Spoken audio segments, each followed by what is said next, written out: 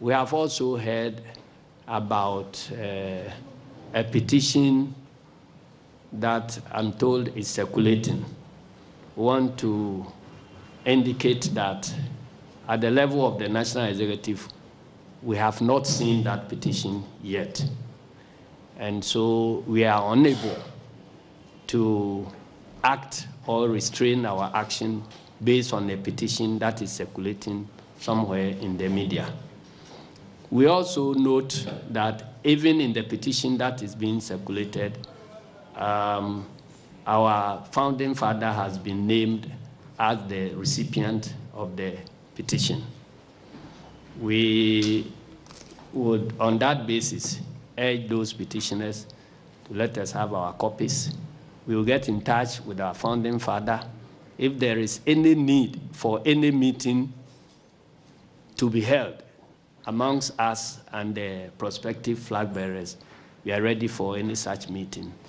And then we will go into the meeting with open hands. They've laid the petition before the chairman of the Council of Elders, whose voice carries a lot of weight. We are waiting to see what other meetings will be triggered. We have done our bit to remind individual members of the Council of Elders that there may be a need for a meeting because of this petition that has been addressed to them. So if by tomorrow there is a meeting, we will all go through the issues and then see where any further decisions will lie. It is only after a new decision has been taken that the Secretariat can be advised whether to proceed to close the nomination or to extend the closing date. I have maintained, or we have maintained, that these filing fees were not fixed in a vacuum. They were fixed after due consideration of several factors.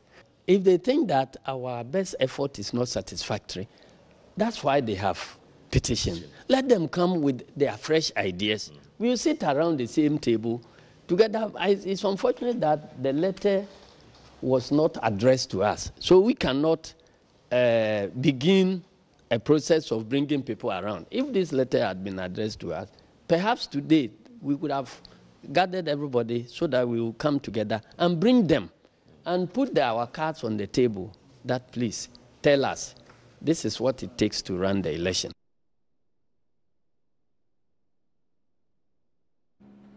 All right, so Johnson-Asiedu Nketia, General Secretary of the NDC, you have had some work to do with your constitution. I heard the other aspirants shouting all over the airwaves that a decision has been taken by the NEC, so to speak, to charge fees without reference or recourse to the Council of Elders, to some suggestion like that. And that was the basis for their petition. So I decided to go look for your constitution and read. And I read and I asked myself, how can they be so wrong? Don't they have lawyers advising them? Because there is no such injunction in your constitution that the determination of the filing fees ought to be done, with reference to the Council of Elders. Regulations are supposed to be promulgated by the NEC for election purposes, and they have done so. Well, Samson, I thought you will give the others opportunity. No, this is your home matter. This one. Well, I think that basically, let's get the facts straight. The NDC is about to go to Congress to determine the leader of the party. As we speak, the leader of the party is the chairman of the party. And so it's only when we elect our flag bearer that the flag bearer becomes the leader of the party. Now, so we have to go to Congress. And to go to Congress, you have to move people. We are not thinking that we should not adopt the open, universal adult suffrage that we did in 2016 to elect our flag bearer. We should limit, it's a limited suffrage to the branch executives, the constituency executives, the regional executives, the national executives, the integrated organs, the that is those outside the country, the Council of Elders, the founder and former presidents, former appointees to cast their votes. I mean, we are expecting about 300,000 delegates to be able to do that. And so the National Executive Committee decided that in order to be able to raise some resources to be able to carry out their mandate, they needed to determine how much each flag bearer aspirant should contribute towards the process. So what was couched as filing fees and filing fees were contributions of flag bearers towards the process of holding the elections. After all, the money was not going to go into anybody's pocket. The money was going to go into the elections. Now, but the flag bearers raised issue. The way they raised the issue, and I've read Koko Bako's views on this matter, created the impression that the amount was too much and that they ought to be asked to pay 5,000 for filing and 100,000 for 5,000 for the forms and 100,000 for filing. Now, but that has not come to pass. Even the petition sent to the flag bearer invoking the jurisdiction of the Council of Elders to intervene in this matter has produced a reduction of 100,000 in the 400,000, but a maintenance of the 20,000 as filing fee. I mean, as a picking of nomination forms. And so it means that somehow the Council of Elders have also appreciated the enormity of the tax in bringing together delegates from all over the 275 constituencies, 29,000 and over polling stations to be able to determine their franchise. But again, the way they raised the issue created the impression that the National Executive Committee just wanted each aspirant to move to his bank or issue checks against their individual bank accounts to pay. That's not so. Elections are not run that way. I mean, we are trying as a country to fund our democratic experiment on broad acceptability by our supporters. Now, it has been difficult, and the movement has been slow, but we are getting to it. You see, when you talk about capture of parties or capture of state, it is when people who have contributed to the fortunes of the party feel they have some entitlement to be rewarded somehow. And so that results in state capture if those persons, if the party is in power, or capture of the party even if it is in opposition. Now, everybody expected that when they announced the 400,000 as filing fees and the 20,000 nomination forms fees, the aspirants will immediately activate their support base and sympathizers for a contribution. That's what we call campaign funds raising. To raise campaign funds for their venture, because people must believe in the venture that you are about to undertake. People must repose confidence in you. People must be prepared to support you. You don't think 400 was too much? I don't think 400 was too much. I actually don't think, this is NDC. I actually don't think 400 was too much. NDC, we have 4 million people, 4 million supporters of the party.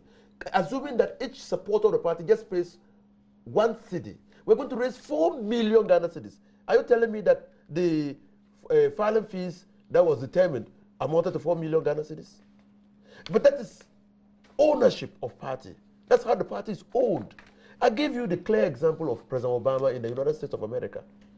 When he was elected flag bearer of the party, I mean, you know the ancestral heritage of President Obama, you know. But President Obama raised in more campaign funds than even the sitting president, who was at that time was Bush. Because people simply repose confidence in him, in his ability to unite and transform America. That is what we know. We know one of the major sources of the grand political corruption.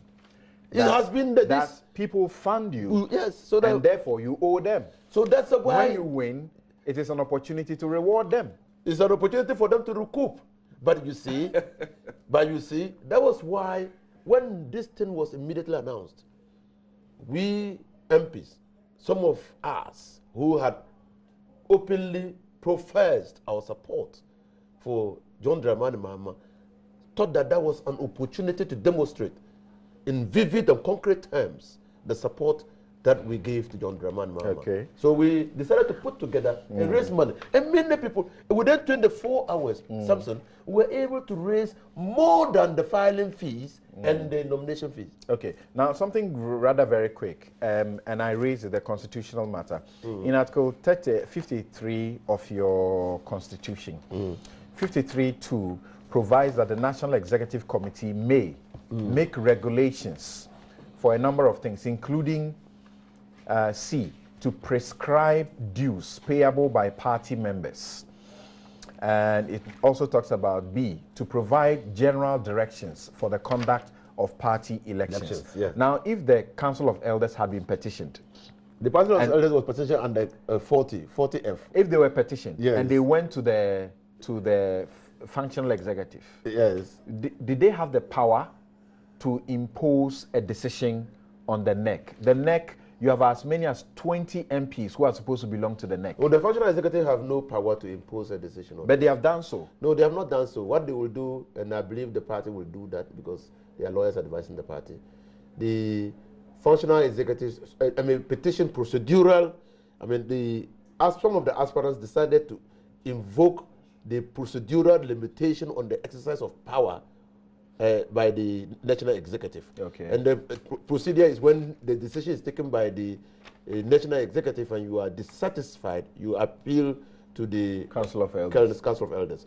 And so by invoking that procedural requirement and limiting that power, the Council of Elders, in his view, thinks that there should be a reduction.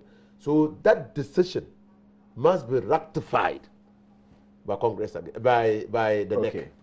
Ex post facto. Ex post facto. Thank you. Yes. All right. Yes. Yeah. But that's what ratification is about. Yes. That's it. I can see my colleagues struggling here to justify some of the things that the NDC is doing. You think I'm struggling? Very much so.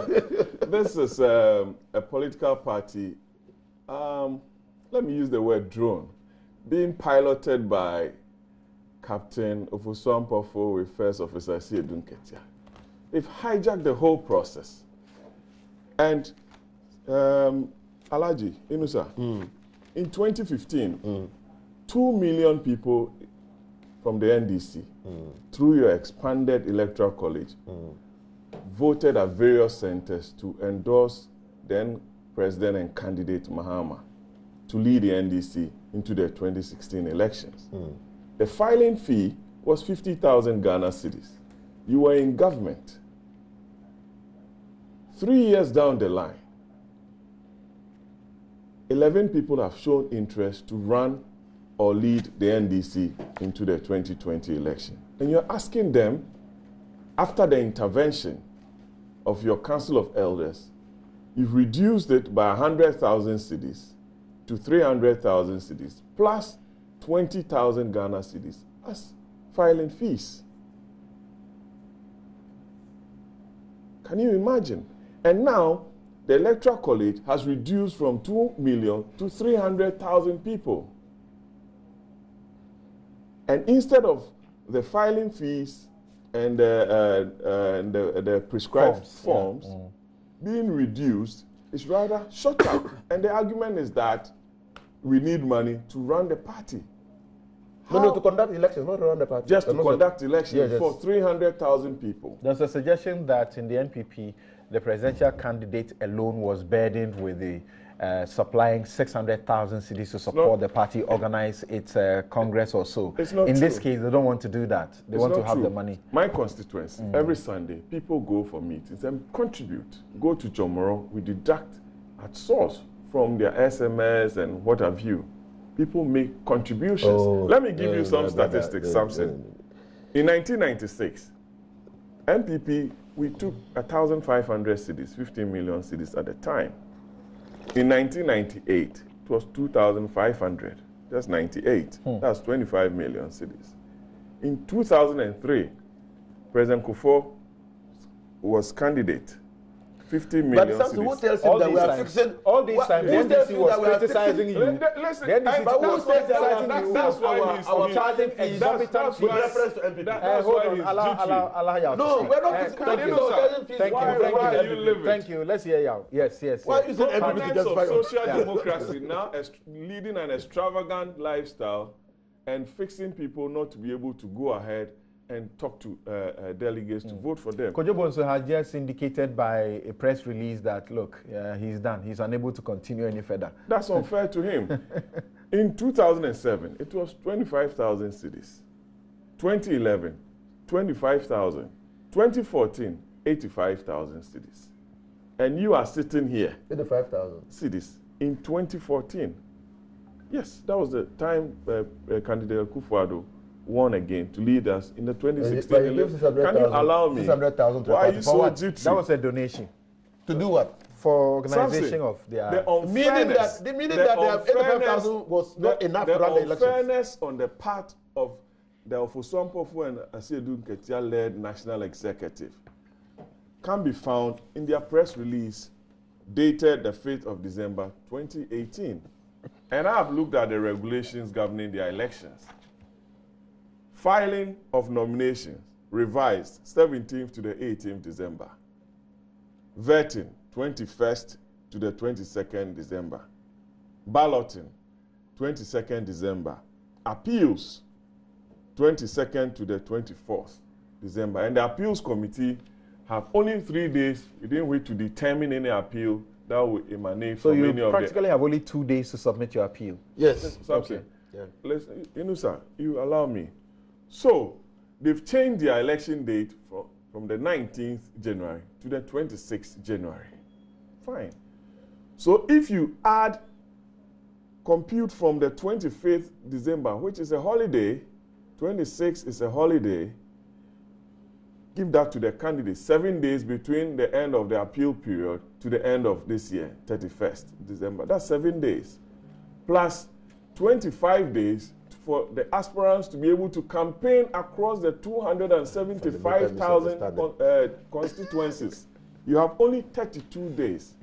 Question is it a fair process for somebody who has paid 320,000 Ghana cedis?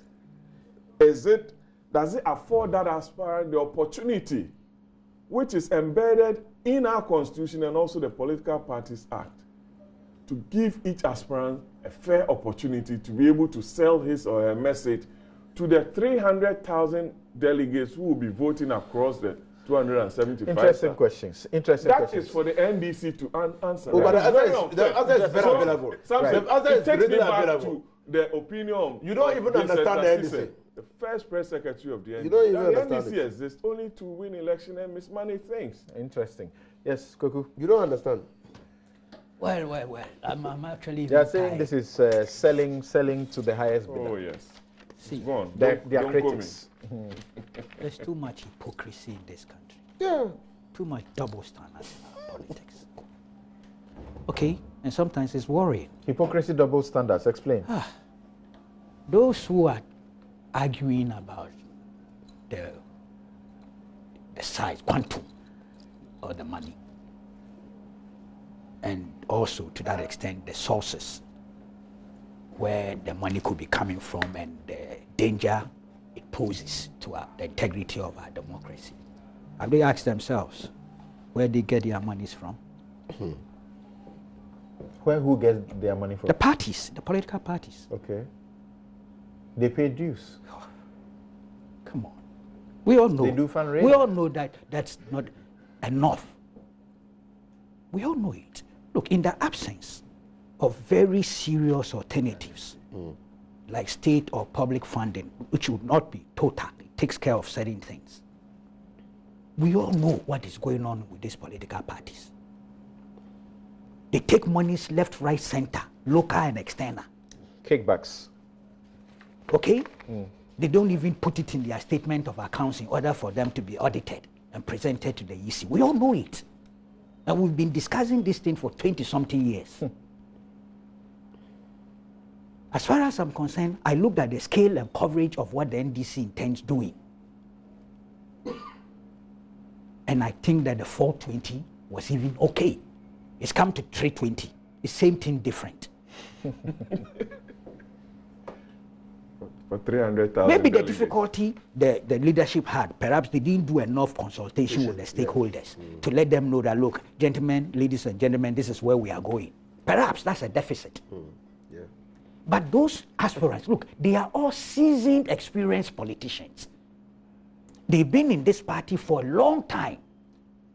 And they know when it comes to the parliamentary and presidential campaign, the monies they spend, look, it's no joke.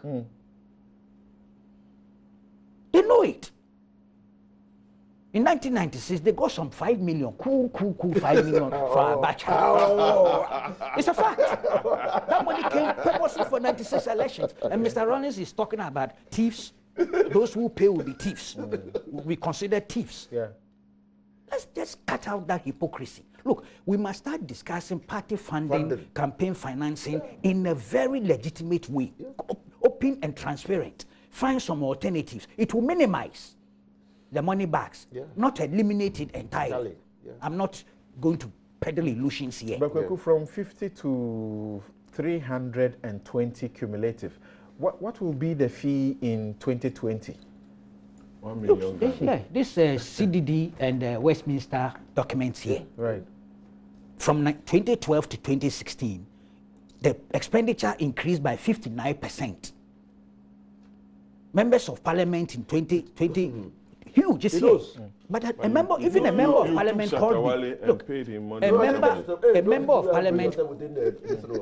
of Parliament called me and said even the figure that I was quoting from the Westminster document is too low. That they spend actually more than that. So if we really are interested in, bringing the threat down, and there's no doubt, the money bags, it has a certain adverse impact. I'm not denying that. But what is the alternative? Go to parliamentary records from 1996 to now. They've been debating this thing about state funding and things. When they are in government, they are not confident. Yeah, it's okay. They don't want the idea. When they go into opposition, then they are pushing it. That unprincipled approach is politics without principles. And I'm saying this for all the parties, but particularly the NDC and the MPP. Go check the MDC. Check the M&J court case in London. Maybe and Johnson. Maybe and Johnson. Check the court case in Norway, Skansen. It's there. Okay? They all do it. The 420 that they were asked to bring, now is 320. Look, beyond that, they are required to bring more. Yes. And you are the leaders. Apart from membership dues, you have the leaders of the party looking for money. You have their chief promoters looking for money. They all know that 420 will pale into insignificance come the campaign financing period. Okay. They raise about $30 to $40 million. They know it. Where are they going to get that money from? Where do they get it from? They don't. That one, look, the 421, because it is put in the public domain, at least we can track it. Yeah. And it must be in their statement of accounts and audited accounts. Yeah. But the rest that they pick, they raise, the millions of dollars, we don't hear about them. And it's never accounted and for. We are sitting here complaining of 420. Okay. Let's hear Clara. If you have anything else to say after Kuku has spoken. Yeah, I entirely agree with Kuku. I actually read his statement. Let's listen to Clara. Yeah, Samson, you've read my mind. Kuku has spoken my mind. Because let's face it, we are talking about who can raise the money. And when I heard that, I found it quite interesting because we were suddenly acting as if the aspirants are supposed to fund campaigns from their pockets. Yes. When we all know that that is not the case. If you are going to be a flag bearer, you need to be able to mobilize funds. Sure. So if the money is given, there's no expectation that you would get the money from your bank account, your personal bank account. The expectation is that you will be able to mobilize funds from donors. Thank you. So the truth, if we want to be honest and with ourselves and stop playing the ostrich, we need to go back to the basics of political party financing. Look at our laws, for example. if you look at our political party funding laws, for example, you realize that, of course, the restriction is just that if you are a non-Ghanaian, then you shouldn't contribute to political parties. And that if it is an enterprise, it should be owned by at least 75% Ghanaian. That's right. Then you can contribute to political parties. What the law is silent on is contributions to politicians in their personal capacity.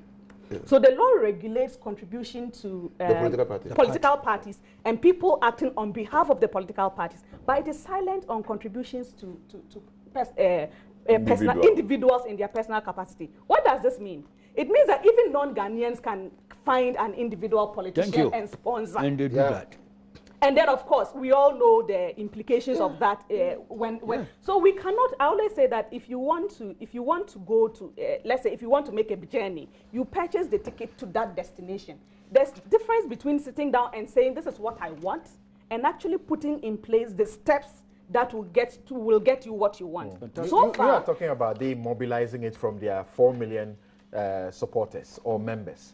Why doesn't the party take that job, mobilize the money from the supporters, and use it across the board for anybody? Again, unless we are pretending that a party by itself, the truth is, individuals, some are able to raise money, others are not. Right. I actually would advocate a more regulated system. Yeah. I think we should have ceilings on even how much an individual can give to another person. I think we should have regulations even when it comes to the individual politicians who donates what, of course, they can be termed as gifts to them. So I think we need a more comprehensive regulated regime. But the current system of pretending that we don't know what is.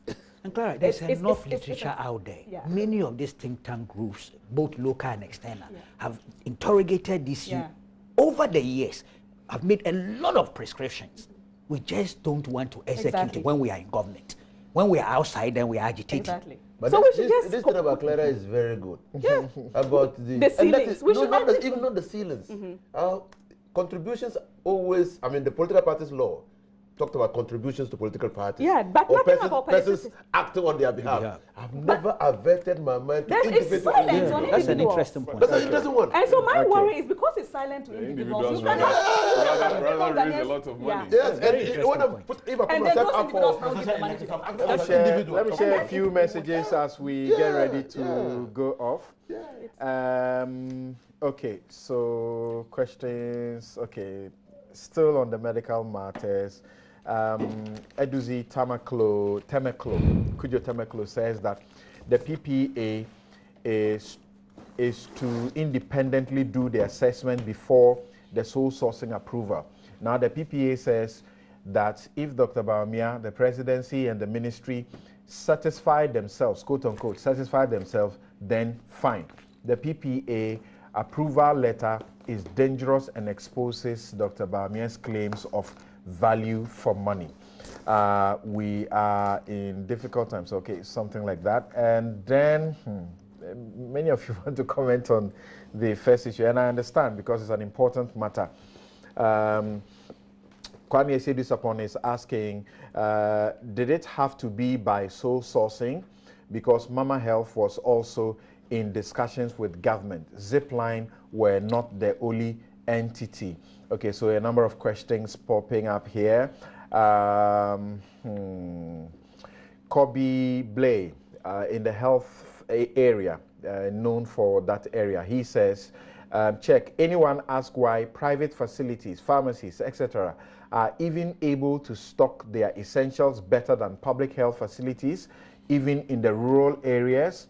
And more worrying, why these facilities are owned by practitioners from these public institutions. Very intriguing questions. Kwame Asiedu again is saying that he doesn't seem to believe that there is any baseline study giving out these figures. And he posts what he says is the data on the causes of most deaths in Ghana.